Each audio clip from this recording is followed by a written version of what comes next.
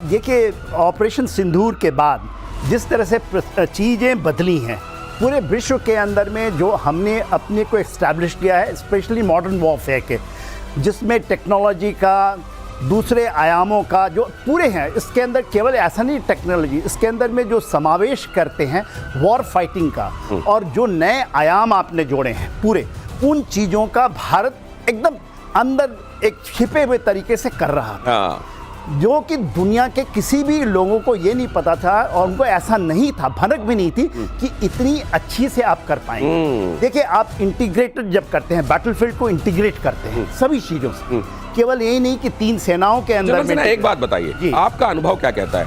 पाकिस्तान पूरी तरह ना सुधरे ना सही, लेकिन इस बार एक बहुत बड़ी इबरत उसको मिल गई है क्या, बड़ी सीख?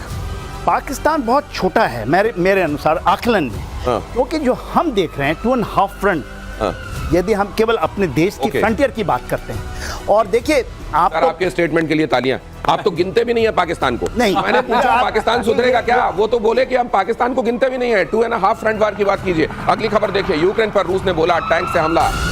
दक्षिणी डोनेस्क में रूस का हमला, सोसना यू कंट्रोल सिस्टम से लैस रूसी टैंक। अब ये क्या होता है, ये आपको हमारे एक्सपर्ट बताएंगे। अब देखिए, रशिया और यूक्रेन की जंग वहां पहुंचती जा रही है। लोग ये समझ रहे थे कि जैसे जैसे वक्त गुजरेगा, ये अपने आप देखिएगा दोनों तरफ एक वॉर फटीग आ जाएगी, और धीरे धीरे आप देखेंगे कि ये युद्ध समाप्ति की तरफ बढ़ रहा है। लेकिन ये युद्ध खतरनाक होता जा रहा है, और रूस ने अब ये निश्चित कर लिया है कि एक बफर जोन, अगर यूक्रेन इतना ही आमादा है नेटो में जाने के लिए तो कोई बात नहीं, यूक्रेन के ही एक हिस्से को अलग करके यूक्रेन और रशिया के बीच में एक बफर जोन बना लिया जाएगा, और रशिया उसके लिए पूरी तरह प्रतिबद्ध दिखाई दे रहा है। और ट्रंप के बीच बीच में आने वाले बयान रशिया की प्रतिबद्धता को और मजबूत कर रहे हैं। मैं ठीक कह रहा हूं सर? बिल्कुल सही कह रहे हैं। ट्रंप तो ऐसा काम कर रहे हैं जैसे अगर हवन कुंड जल रहा है, उसके अंदर घी, हर 2-3 बार ट्विटर से घी डालते आ रहे हैं, और एक्स से घी डालते आ रहे हैं, ये चल रहा है। और जहां तक सोचना यू का आपने बात की है, ये लेजर राइडिंग बीम सिस्टम है और टारगेटिंग सिस्टम है, जिसपे कि आप सही सटीक निशाना लगा सकते हैं, और ये जो है आर्मर्ड जो फाइटिंग व्हीकल्स हैं उसमें लगा हुआ है। तो एक और जो कहते हैं ना अस्त्र, और बहुत सटीक अस्त्र अभी रशिया ने उतार दिया है। तो ये जो वॉर चल रही है, इसको रोकने की जो उन्होंने कसम खाई थी, ट्रंप आए थे कि मैं 24 घंटे में रोक दूंगा, इतने घंटे बीत गए, दिन बीत गए, हफ्ते बीत गए, अब तो साल होने को आया है और कुछ नहीं कर पाए ट्रंप अपने फ्रस्ट्रेशन को पूरे ग्लोबल स्टेज पे दिखाते ही जा रहे हैं। और खास तौर से जैसा जनरल सिन्हा ने कहा कि ट्रंप को सबसे बड़ा फ्रस्ट्रेशन हुआ कि इतना इंटीग्रेटेड वॉर, इतने 23 मिनट्स में 11 बेसिस को खत्म कर दिया। ये ट्रंप को समझ में नहीं आया, और इसने उसको चौंका दिया। तो मुझे एक बात बताइए, अब उन्होंने पाकिस्तान को गोद में बैठा लिया है। पाकिस्तान को तो गोद में बिठाया है उन्होंने, और पाकिस्तान को बड़ी महारत है। नहीं सर, पाकिस्तान कारण बताऊंगा। पाकिस्तान जिसकी गोद में बैठता है उसकी दाढ़ी मूंड देता है, ये भी आपको पता हो। तो ये मैं, लेकिन एक दूसरी बात मैं जानना चाहता हूँ जनरल सिन्हा, ये जो मान लीजिए बफर जोन बन भी जाता है, क्या ये हमेशा के लिए सुलगने वाला एक एरिया अब बन गया दुनिया का, जहां पर ये आग कभी नहीं बुझेगी? क्या आपको ये लगता है? क्योंकि मान लीजिए बफर जोन बना भी लेते हैं, तो यूक्रेन के जरिए उसके कंधे पे रखकर ना अमेरिका कभी इसको छोड़ने वाला है, और ना रशिया ये सीड करने वाला है कि आप नेटो बगल में मेरे बसा दो। देखिए, इसके पहले, बफर जोन के पहले की बात मैं आपको ये बताऊं कि मेरा जो आकलन कहता है कि यूक्रेन को एक एक कॉन्फ्लिक्ट जोन बनाकर रशिया रखना चाहता है, इसलिए कि वो कभी भी, लोग इतनी बड़ी बातें करते हैं कि यूरोप के ऊपर में वो हमला करेगा, मगर उसको करने की जरूरत नहीं है। अभी भी ये एक स्पेशल ऑपरेशंस चल रहे हैं, it is not war from Russian side. आप उसको स्पेशल ऑपरेशन इसलिए कहते हैं क्योंकि एक कॉन्फ्लिक्ट जोन में जब फ्रोजन कॉन्फ्लिक्ट को वो रखना चाहते हैं, बफर जोन तो आप बना लेंगे, और उनको चाहिए, क्योंकि जो ये ये टेम्पररी होगा, ये आप लेके चलें, ये सुलगता ही रहेगा, सुलगता रहेगा। ये बहुत बड़ी बात जनरल सिन्हा, और ये आप मालूम है किनसे बात कर रहे हैं? मैं तो बहुत खुशनसीब अपने आप को महसूस करता हूं। ये वॉर वेटरन्स, और इनकी रैंक सुनिए आप। एयर मार्शल हमारे साथ मौजूद हैं, जनरल सिन्हा हमारे साथ मौजूद हैं, और जब इनका तजुर्बा आपको कुछ बताता है तो जाहिर है आप वो होते हुए आने वाले दिनों में यहां सुन लेते हैं जो वही होता हुआ आपको आगे दिखाई देता है। अगली खबर देखिए, गाजा से आया दिल दहला देने वाला वीडियो, इजरायली बमबारी से तबाही की तस्वीर, इजरायली बमबारी से सब कुछ तबाह। ITV ने जारी किया तबाही का ये वीडियो। अब ये इजराइल वाले फ्रंट में क्या चल रहा है वो भी देख लीजिए। दुनिया में आपको लगता है ये जो लड़ाइयाँ छिड़ी हुई हैं, केवल कुछ लोगों के बीच में ईगो आ गया और उसकी वजह से लड़ाइयाँ छिड़ी हुई हैं? नहीं, यहाँ से बहुत कुछ पनपता भी है, बहुत कुछ बनता भी है। बहुत सारी इंडस्ट्रीज ऐसी हैं जो इस पर पनपती हैं, बनती हैं, और इसीलिए कई जगहों पर लगी हुई आग कभी नहीं बुझती। बहरहाल इजराइल ने तो इस बार यह तय कर दिया है कि इस जगह को समतल बनाकर रहेगा। ये जो आप देख रहे हैं, ITV ने जारी किया है ये तबाही का वीडियो, ये देखिए, वैसे आपको समतल ही दिखाई देगा, यहाँ जो आपको जमीन दिखाई दे रही है, यहाँ आपको ये बस्ती के निशान दिखाई दे रहे हैं। गाजा से आने वाला ये वीडियो बता रहा है कि इस बार इजराइल ने जो तय किया है वो बहुत जल्द उसको सर, लेकिन ये कहा जा रहा था कि ये बहुत जल्द जो जैसा सोच रहा है इजराइल वैसा तो नहीं होगा और इसकी कीमत भी चुकानी पड़ेगी। मुझे लग रहा है कि अगर बहुत बहुत जल्दी नहीं तो साल डेढ़ साल से ज्यादा भी मुझे नहीं लग रहा है कि लगेगा। देखिए ऐसा है कि यहाँ इजराइल का जो प्रतिज्ञाबद्ध चल रहा है कि मुझे हमस को खत्म कर देना है और किसी हमस को पूरी तरह खत्म करने में इजराइल को इस तरह से सपोर्ट करना पड़ेगा। अगर आप देखिए यूएस ने इराक को कैसे किया, लेकिन इराक की क्या समस्याएं खत्म हो गई, वहां भी नहीं खत्म हुई। तो समस्या तो नहीं खत्म होगी, लेकिन over a period of time, जैसा कि जनरल सिन्हा हमेशा कहते हैं, फ्रोजन कॉन्फ्लिक्ट या एक फ्रोजन स्टेट ऑफ अफेयर्स हो जाएगा। इसका मतलब इजराइल के अंदर भी वॉर फटीग आ जाएगी, वहां के लोगों में भी आ जाएगी, इंटरनेशनल क्राइज भी आएंगी जो भुखमरी की आ रही हैं, जो अब कई देश ये कह रहे हैं कि टू स्टेट थ्योरी पर आइए, even Christian countries are telling that. तो इनके कॉन्टेक्स्ट में आपको देखना पड़ेगा। लेकिन ये जो कहा जाता है हाँ, कि अगर आप किसी चीज की, किसी समस्या को एकदम खत्म नहीं कर सकते तो कट द लॉसेस। एब्सोल्युटली। ये कटिंग ये कितना कट, ये अगर अपने नुकसान को मान लीजिए इजराइल कम कर रहा है, किस हद तक कम कर पाएगा? अगर मान लीजिए हमास जहां पर बसा हुआ है उस पूरी जगह को, गाजा को, वो अपने हिसाब से बदल देता है। देखिए जो इनकी मंशा है, मेरा ये मानना है कि इजराइल ने जो ऑपरेशंस हैं, they are very good in operation, but उन्होंने एक जो किया है गाजा स्ट्रिप 410 किलोमीटर और चौड़ाई में तकरीबन आपका 30-35 किलोमीटर से लेकर इतनी चौड़ाई वाले इलाके में 125 किलोमीटर सॉरी चौड़ाई जो है, ये इतने बड़े इलाके में यदि आपने कुछ करना चाहते हैं, खास करके अब गाजा स्ट्रिप की बात, 410 किलोमीटर और 12 किलोमीटर का तो इलाका है, उसको आपने यदि इंडियन आर्मी होती तो एक कॉर्डन सर्च ऑपरेशंस होते हैं हमारे, हम उस जगह को वेकेट करते हैं, आप इस इलाके को तकरीबन 2 महीने 3 महीने 4 महीने में कंट्रोल कर सकते हैं। ओके। मगर इनके ऑपरेशंस करने के तरीके, आप इस तरह से यदि विध्वंस करेंगे आप कभी भी नहीं कर पाएंगे, क्योंकि देखिए वही खंडर इनके लिए बहुत ये जो नुकसान हो रही है उन खंडरों में छिप करके ये वाला रास्ता क्यों अडॉप्ट किया होगा ये भी आपसे जानूंगा, लेकिन उससे पहले खबर बता दूं आपको, डोनाल्ड ट्रंप ने टैरिफ पर फेर दिया बड़ा बयान। ये खबर देखिए, भारत पर अगले 24 घंटों में बड़ा टैरिफ लगाऊंगा। रूस से तेल खरीदने की जो बात है भारत की, उसको रोकने के लिए ट्रंप की बार बार धमकी आ रही है। अमेरिका ने भारत पर अभी 25% टैरिफ लगाया और ये कह रहे हैं कि अभी 24 घंटे के अंदर टैरिफ को लेकर बड़ा फैसला करने वाला हूं। ये पूरी दुनिया में किस तरह की उथल पुथल मचाना चाहते हैं डोनाल्ड ट्रंप, पूरी दुनिया को एक प्रिकैरियस कंडीशन की तरफ ले जाने, एक अनिश्चित स्थिति की तरफ ले जाने के लिए अगर कोई व्यक्ति इस समय सबसे बड़ा जिम्मेदार दिखाई दे रहा है तो इसलिए नहीं कि वो भारत पर टैरिफ लगा रहे हैं, पूरी दुनिया में देख लीजिए वो क्या कर रहे हैं। और भारत ने एक बात ये स्पष्ट कर दी है कि अगर आप मुझको जोर जबरदस्ती से कुछ करने के लिए कहेंगे तो प्रधानमंत्री नरेंद्र मोदी का स्वभाव बिल्कुल उलट है। वो जो बात भारत के हित में होगी वो करेंगे और जो बात उन पर थोपने की कोशिश होगी फिर उनको बहुत अच्छे से आता है कि इसका जवाब कैसे देना है। आपने देखा है F-35 को लेकर भारत ने अपनी स्थिति क्लियर कर दी है, लेकिन फिर भी good sense is not prevailing sir. Good sense का ट्रम्प से इस वक्त आई थिंक कोई रहा नहीं है, तालमेल नहीं रहा है। Okay. आप देखिए ट्रम्प ने क्या कहा था कि पाकिस्तान और इंडिया 1000 साल से लड़ रहे हैं। राइट। अरे इसका मतलब उनके पास कितनी कम इंफॉर्मेशन है, क्या ट्वीट करते हैं, किससे बात करें। जहां तक इसका सवाल है, ये जो बातें कर रहे हैं, 2 चीजों में हम समझौता कर ही नहीं सकते। हम अपने फार्म लैंड से या फार्म प्रोडक्ट्स के साथ, डेयरी के साथ समझौता नहीं कर सकते क्योंकि उस पर हमारे 80 से 90 करोड़ लोग आश्रित हैं। दूसरा, हम समझौता नहीं कर सकते कि हम अपनी सारे कंज्यूमर्स को डबल दाम पे पेट्रोल ला करके, डीजल ला करके या ATF ला करके पूरी अपनी इकोनॉमी को ध्वस्त कर दें, ये भी हम नहीं कर सकते। तो इनकी जो मांगे हैं वो इतनी अनरीजनेबल है। आप अपना जहाज बेचना चाहते हैं, क्या मैं ये कहूं कि अमेरिका अब अपने टैरिफ के जरिए दुनिया में दूसरी तरह की कॉलोनियां बनाना चाहता है? क्या ये बात अतिशयोक्ति? मैं ये इस पर जनरल सिन्हा का कमेंट लूं उससे पहले, ट्रंप ने इससे पहले जो धमकी दी थी उस पर भारत ने दिया था करारा जवाब। भारत ने कहा अमेरिका यूरोप गिरेबान में झांक कर देख के, अपने गिरेबान में झांकें और देखें। भारत ने कहा यूरोप और अमेरिका खुद भी कर रहे हैं रूस से अरबों का व्यापार, और फिर भारत पर सवाल क्यों उठाए जा रहे हैं? हम अपनी ऊर्जा जरूरतों और राष्ट्रीय हितों की रक्षा के लिए हर जरूरी कदम उठाएंगे। यूरोप अपनी खरीदारी करता रहे, रशिया से वो अपनी एनर्जी खरीदता रहे, तेल खरीदता रहे, गैस खरीदता रहे। भारत को बताया जाए तो इससे नहीं उससे खरीदो। ये जो दोहरा रवैया है, ये जो दोगलापन है, सीधे सीधे कह लीजिए सर, ये जो टैरिफ के जरिए कॉलोनी बसाने का इनका इरादा है, ये पूरा होगा? कभी नहीं।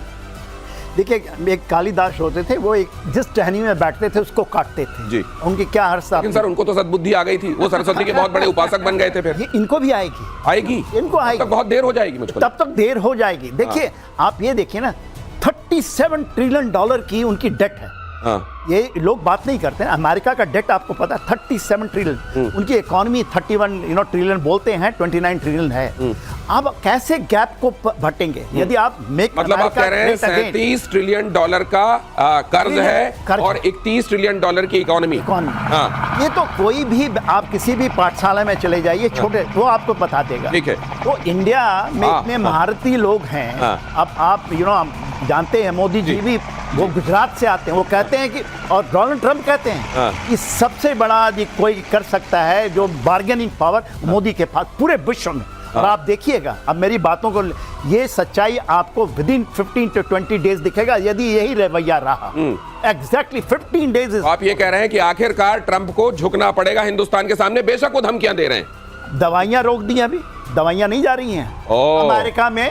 मेरा बेटा वहीं रहता है। तो मत करिए, वो आपको स्पॉट कर ले। नहीं, बात प्रॉब्लम है उसकी।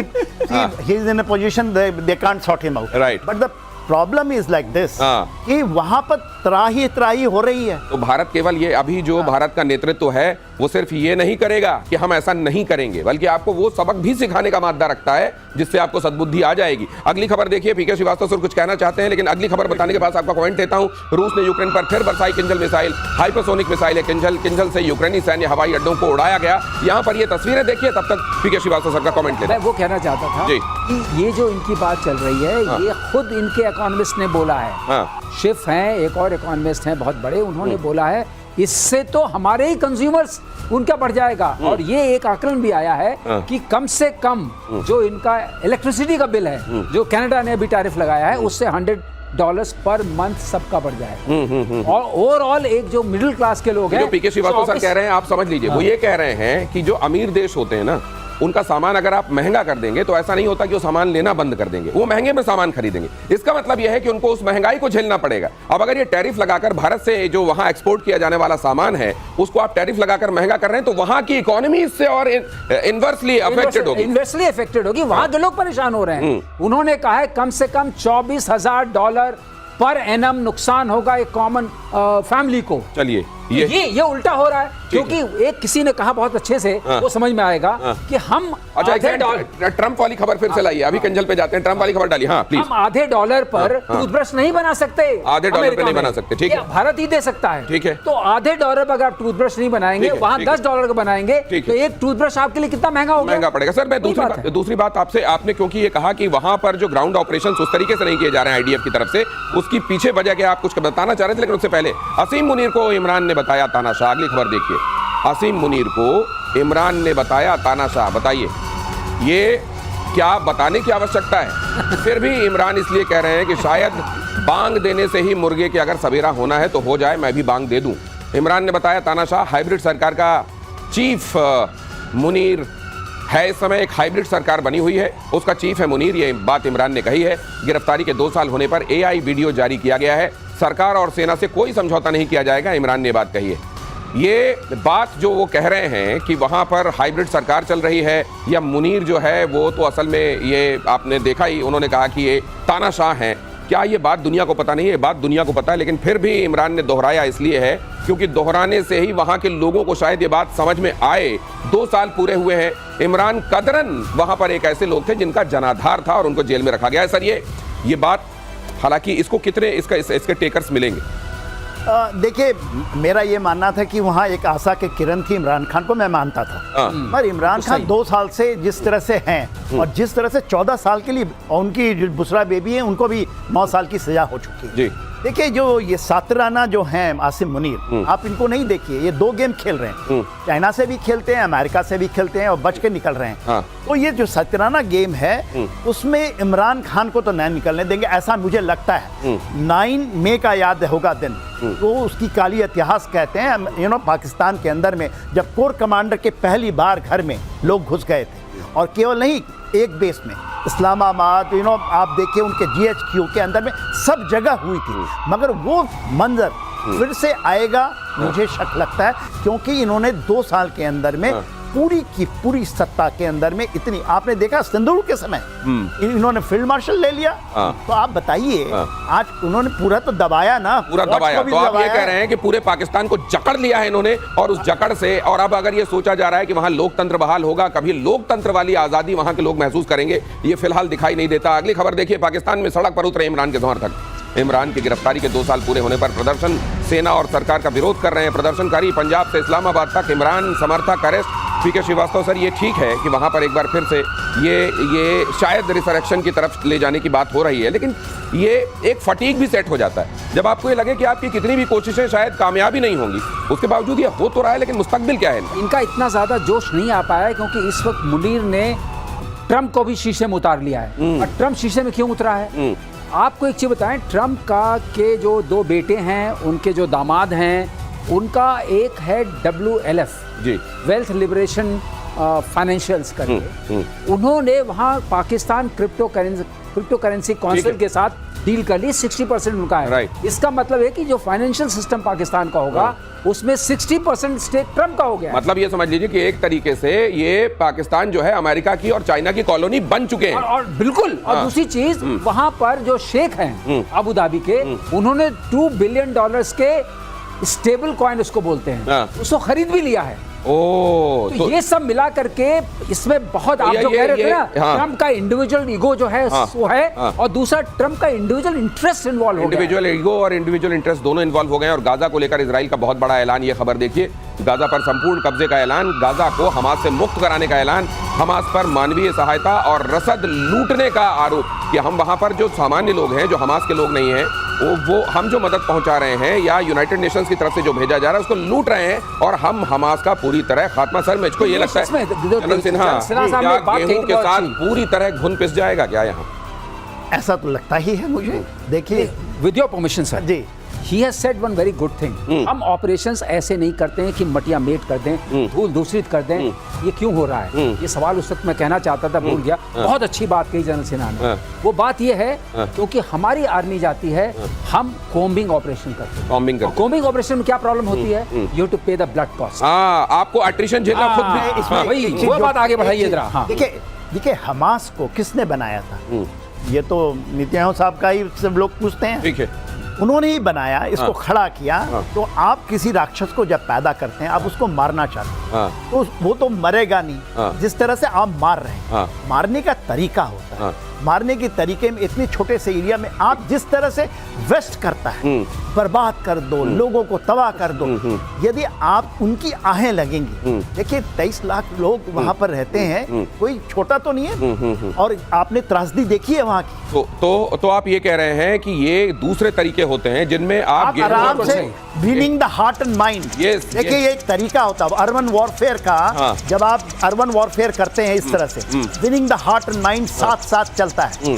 और ये एक तरीका है, उसमें महारत हासिल है आर्म फोर्सेस ऑफ इंडिया को। ये महारत है। आपको साथ में न सिर्फ आपको टेरिटरी जीतनी होती है, एनिमी को जीतना होता है, बल्कि आपको अपने वहां के लोग जो होते हैं उनका दिल भी जीतना होता है। और ये इंडियन आर्मी करती है। इंडियन आर्मी जब कॉम्बिंग ऑपरेशन करती, कॉम्बिंग मतलब जैसे आप बाल को ऐसे संवारते हैं, उससे जो कचरा होता है निकल जाता है, कॉम्ब जिस तरह करते हैं आप, उस तरह कॉम्बिंग से छांटना, निकालना उनको जिनकी आपकी जरूरत है। अगली खबर देखिए, अमेरिका को चीन की एक और चुनौती, 6ठी पीढ़ी का एक और जेट बनाने की खबर। चीन में एक और स्टेल्थ जेट का परीक्षण। सर, एक और बना दिया, एक और बना दिया। ये इनका एक JXS प्रोग्राम है, XX।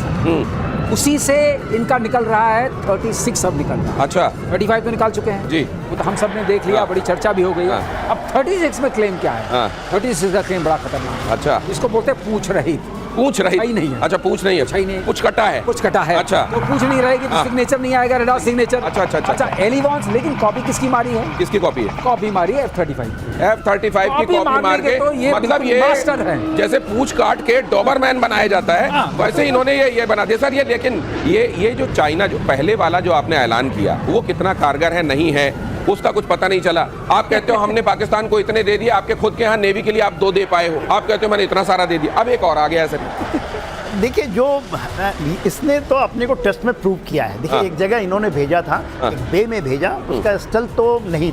ये फुजियन क्लास जो है इनका आ रहा है, थर्ड एयरक्राफ्ट कैरियर, उसके लिए ये बना रहे हैं। अच्छा। इसमें जाएंगे। अच्छा। और इन्होंने जैसे बताया F-35 का क्या हाल हुआ, 2 दिन पहले F-35 क्रैश भी हुआ है कैलिफोर्निया में, पायलट इजेक्ट हुआ है। इसके पहले F-35 यहाँ पे इंडिया में भी चला गया 2 में। तो F-35 की जगह में भारत तो शायद मेरे ख्याल से Su-57 ये ज़्यादा अच्छा बताएंगे एयर मार्शल साहब, Su-57 की तरफ देख रहा है। तो ये जो है ना क्लेम तो आप कर क्लेम आपको जब लड्डू मन के खाने हैं, मन के ही लड्डू खाने, तो बड़े वाले क्यों ना खाएं। और ये बड़े लड्डू खाने में चाइना उस्ताद है। अगली खबर यह है कि चीन के खिलाफ जापान का शिकंजा कसता जा रहा है। ऑस्ट्रेलिया चीन के बीच सबसे बड़ी डिफेंस डील हुई है। ऑस्ट्रेलिया को जापान देगा महाविनाशक युद्धपोत। दूसरे विश्व युद्ध के बाद पहली बार एक्शन में लगातार दिखाई दे रहा है जापान अचानक बहुत एग्रेसिव है। सर, इसकी वजह क्या है? जापान के ऊपर, जापान की जगह आप भी होते, आप भी इतने एग्रेसिव नजर आते। जब पीठ के साथ दीवार पीठ के साथ ट्रम्प का पता नहीं चल रहा है, जो प्रोटेक्ट करने के उसमें थे। अच्छा। क्योंकि वो बजाय इसके कि वो चाइना की तरफ देखें, वो पाकिस्तान की तरफ देख रहे हैं, वो इधर देख रहे हैं। इससे चाइना धीरे धीरे उसको बहुत मौका मिल रहा है, बहुत आगे बढ़ रहा है। ताइवान को भी वो झटका दे रहा है। अच्छा। गुआम में जो आपका बेस है, जो सपोजिटली वो साउथ चाइना सी को कंट्रोल करेगा, ईस्ट चाइना सी को कंट्रोल करेगा, ताइवान स्ट्रेट को कंट्रोल करेगा। वहां पर एयर बेस भी है, वहां नेवल बेस भी है। ये जो B1 B2 B52 बॉम्बर सुनते हैं, वो वहां पर है, सब कुछ है। आपरा हार्बर भी है। अब जापान को भी समझ में आया है कि ट्रंप ने जो ऐलान किया, आप अपना बजट 5% कीजिए GDP का, सब लोग, हम सब NATO को फाइनेंस करें, तो जापान भी समझ गया कि भाई साहब माहौल बदल गया है, हमें अपना काम करना पड़ेगा। अब वो अपना काम कर रहे हैं उनके पास, लेकिन मुगाविंग क्लास का डिस्ट्रॉयर है, फ्रिगेट है, वो 11 दे रहे हैं ऑस्ट्रेलिया को। अच्छा। और ये सर, लेकिन मैं चाइना को एक चीज है, मतलब पूरी दुनिया एक तरीके से चाइना को टेम करने में लगी हुई है। क्वाड बन गया, ये सब चल ही रहा है, लेकिन उसके बावजूद चाइना ये मैं नहीं सुधरूंगा वाला जो उसका हिसाब किताब है, सर, ये कहां से आता है उसके पास? देखिए, उसकी एक थ्योरी है, मिडिल किंगडम सिंड्रोम कहते हैं। Middle kingdom syndrome. अच्छा। येलो रेस का है।